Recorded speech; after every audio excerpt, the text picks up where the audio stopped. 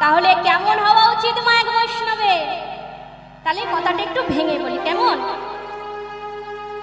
তৃণ হইতে নিচু হইয়া, আস্তে আস্তে, তৃণ মানে কি?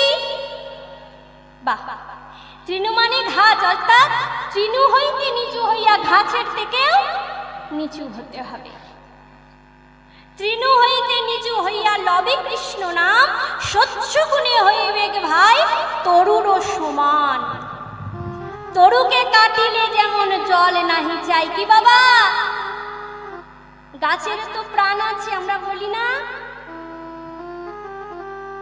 কিন্তু গাছকে কাটলে কি কখনো জল চায়? কি মা, জল চায়? চায় না। তাহলে একটা বৈষ্ণবের হওয়া উচিত ওই তৃণের মতো আর ওই গাছের মতো স্বচ্ছ, আর তার থেকে মাথা নিচু।